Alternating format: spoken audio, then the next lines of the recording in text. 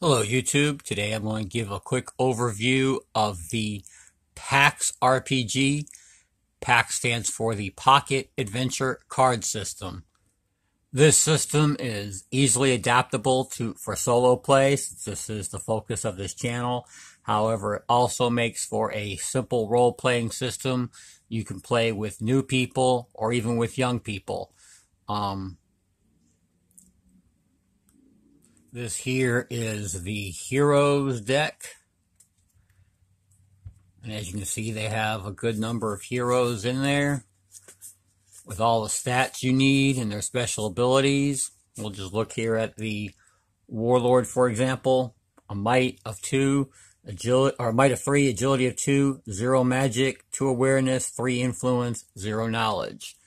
The way you do a check, say like you want to kick down a door or disable a trap or something along those lines, the game suggests that you use 3 coins. You drop the coins. For each head, it's a success, and each tail is a failure. You really don't count the failures.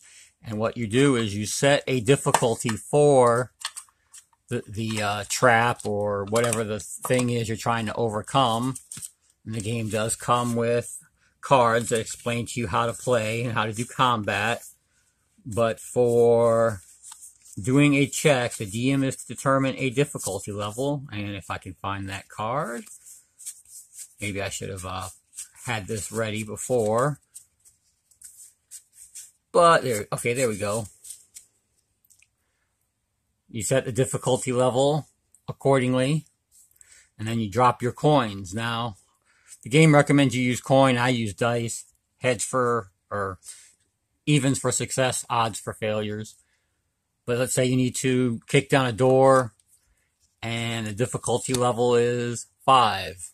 Well, you drop your dice and or coins, add it to the appropriate score, and if you meet or exceed, then you kick down the door, pick the lock, or whatever the case may be. As you can see, it's very simple. Each hero comes with its own special abilities. And as you can see, there's quite a few here. Just flip through them real quick so you can see them. Oh, these are additional cards. So let's see. There we go. Let's get rid of those for now. These are advancement cards. As you go up in level, you can grab one of these, and then you pick one of these abilities, and that's how you go up in level in this game. Combat is also really simple. Let's say, for example, this Warlord was attacking a Druid character for whatever reason. He would pick what score he wishes to use. Obviously, he's better at might than the Druid, so he would have an advantage with might, so he'd probably pick the might score. You drop your dice and or coins, add the successes together, and whoever has the highest successes wins. When you take damage, all you have to do is flip the card 45 degrees. And if you take damage again, you flip it upside down, and you are technically down. You are not dead. It is very hard to really die in this game. The DM, or if you're playing solo, you would really have to work hard at killing your own character. You also get a series of foe cards. These are the monsters. The monsters are pretty much in the same format as the characters. You'll see this number here in parentheses. This number indicates what would be a fair amount of PCs to throw against the creature. So against this minor undead, it would be 1 minor undead per PC. For this dragon, 5 PCs would be an equal fight. And then here's some of the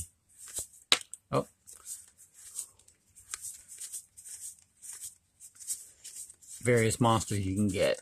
Now, not all these cards come in the first set. I also have one of the expansions, so some of these are mixed in.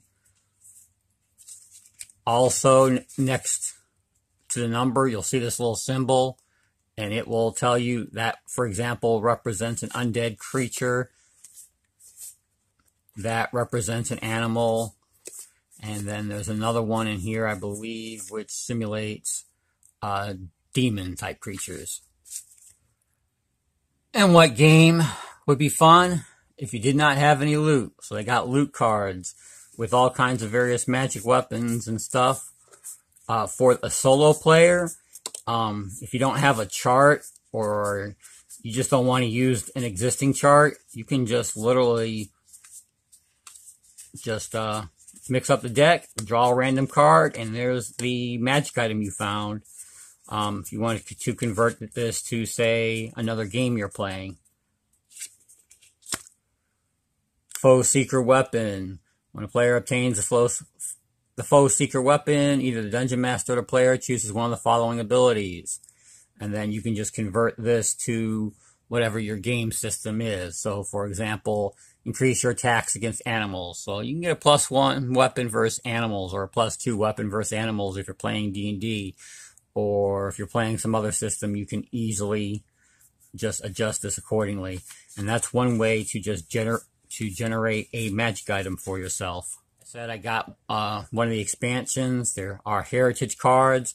This will give variations to the PCs or NPCs that you make, adjusting their ability scores accordingly, depending on their race or beliefs or, you know, class or special ability. And I believe I got these in the expansion as well. These are layer cards.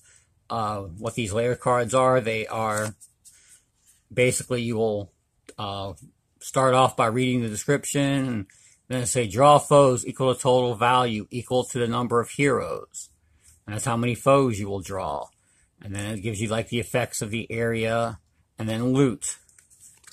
And you can actually use this to sort of kind of, let's say you're playing solo and you're in a dungeon or something, you can just, you know, give the cards a good shuffle. And when you go into the next room is an arcane laboratory. And then you can either, if you're playing the game, obviously follow the instructions. But if you're trying to convert this over to another system, then just convert it over depending on what system you're playing. And that's just a quick overview of the Pocket Adventure card system. Like I said, you can use these cards to play the game, or if you are using another system, this is another way to generate NPCs, for example. I can just sit here and shuffle the cards, and oh, the NPC is a Shadow Stalker type. Or I can pick, you know, a random foe. So I grab the foe deck, give it a shuffle, and what's in the next room? Oh, zombies. Boom. It's not bad. I think it's $9.99 for the PDF version. Hold on a second. I'll actually go look it up on the website for you. I stand corrected. It's only $2.99 for the PDF, $9.99 for the physical cards. And as always, when you go through Drive-Thru RPG, if you spend an extra $1 or $2, they come in these little handy-dandy storage cases to protect your cards. Of course, if you're a Magic player or some other card game player, you probably have some sleeves you can use. But this system is real simple. It's easy to adapt to solo play. I highly recommend it. If this is a game that you think you might be interested in, just check out the link below. And as always, happy gaming.